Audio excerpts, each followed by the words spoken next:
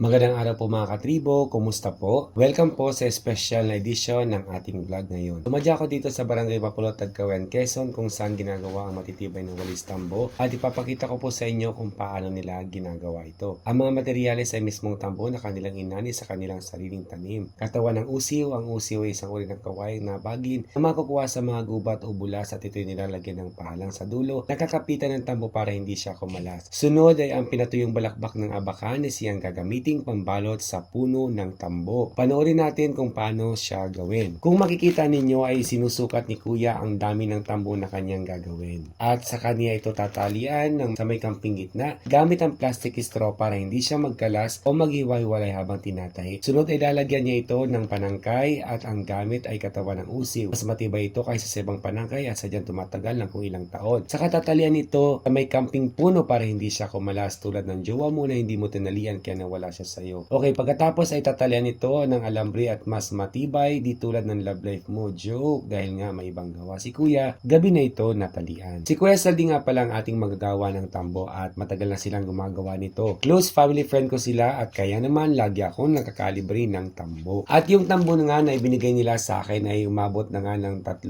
taon pero in fairness ay gamit ko pa rin hanggang ngayon. Totoo po at pwedeng mag-comment ang mga magpapatunay. Shoutout po sa mga nakagamit na ng walis tambo na gawang Mapulot, Tagkawen, Quezon. Madami ang proseso ng paggagawa ng tambo mga katribo. Akala natin noon ay madali lang ang paggagawa nito.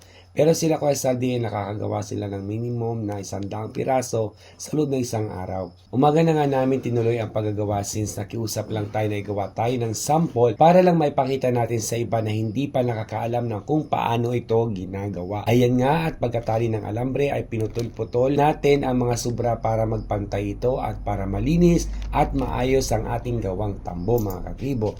At ayan ang mga nalagyan ng tangkay. At pagkatapos ay babalutan nito ni Kuya Saldi gamit ang binabad na tuyong balakbak ng abaka sa puno ng tambo para mas matibay. Saka tatalian uli ng panibago gamit ang alambre. Kung mapapansin nyo ay 2 beses na siyang natalian ng alambre. Kaya talagang matibay ang walis tambo na gawa nila. Saka tatalian uli ng panibago gamit ang alambre. Kaya kahit pudpud ng tambo ay hindi pa ito nawawala sa kanyang tangkay. Kita nyo naman mga katribo na talagang super hikit na hikit ang kanyang pagkakatali. Kahit mano-mano lang gawa ni Kuya ay sigurado namang matibay talaga. At pagkatapos ay tatanggalin naman ang sobrang balot sa abaka. Next part ay ang paglalagay ng unang layer ng strap. Ibubuka na ito gamit ang pang-clip na gawa sa 2 piraso ng kawayan. Pagkalagay ng clip ay sisimula na nga itong tahiin o ang tinatawag nating strapping. So gamit ang bagay na may tulis para mailusot-lusot ang plastic nito na ginagamit sa pananahi. Yung ibang tambo na nabibili namin ay ilang buwan pa lamang ay tanggal na agad o putol na agad ang tangkay saka madali mapugpog o magnipis ang kanyang bibla o buhok. Pero dito sa Mapulot nagawa nila hindi agad-agad dito napupugpog. Pagkatapos ng first strapping ay pinasa ni Kuya Saldi sa kanyang may bahay na si Ate Belen ang paglalagay ng second and third strapping sa ating pinapagawang tambo. Ayan at sinuklay-suklay muna ni Ate Belen ang mga hibla para rebanded raw. Ganito sila pag gumagawa ng walis tambo. Si Kuya Saldi ang gagawa ng preliminaries o mga paunang gawain tapos si Ate Belen na magpapatuloy o diba may collaboration sila. Gumagamit nga pala si ate ng tangkay ng putol na kutsara na nilagyan ng butas sa puno at nilagyan ng tulis sa dulo bilang pantahi. Ang mga Pinoy talaga sadyang mapamaraan, sadyang malikhain. Ayan mga katribo. Ayan at matiyagan nilalagyan na ni ate ng second strapping ang ating tambo.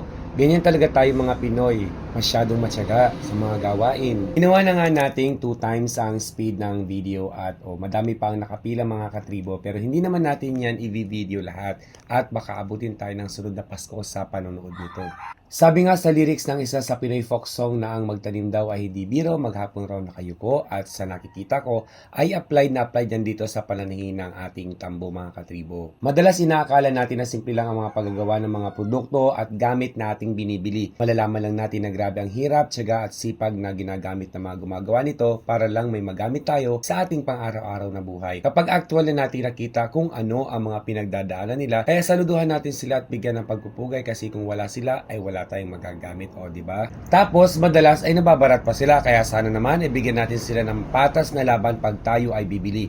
Okay ang tumawad pero wag naman nating sobrang ikasagad. At sa part na ito ay tapos na si ate sa second strapping at sinisimula na niya ang third and final strapping mga katribo. Yung ibang gawang tambo ay may mga disenyo na inilalagay. Yung iba nga ay nilalagyan pa ng mga pangalan pero dito ay di na nila yung ginagawa kasi tataas ang presyo. Dahil sa dagdag materyales na gagamitin at effort syempre, sila kasi yung gumagawa ng pangmasa ang presyo pero sobrang tibay ang pagkakagawa nila ng kanilang walis tambo. Yung paglalagay nga pala ng third and final strapping ay kinakabit sa second strapping, yung third strapping kaya pala siya matibay. At ayan mga katribo, matatapos na ang ating unang sample ng ating walis tambo na gawang Mapulot, Tagkawayan, Quezon. Actually mga katribo, marami akong kaibigan na nakilala na gumagawa rin dyan sa barangay Mapulot ng tambo kaya lagi ako may libreng tambo. Sadyang mapagmahal at matamis magmahal ang mga tao kaya nga tinatawag ang kanilang lugar na Mapulot na ang ibig sabihin ay maraming sources ng honeybee kaya sila ay mga sweet at mapagmahal mga katribo. Ayan, at lalagyan pa ni ate ng varnish para mas maganda ang kulay ng ating walis tambo mga katribo. At ito nga ang ating finished product. Tingnan nyo naman, simple pero maganda at matibay na walis tambo.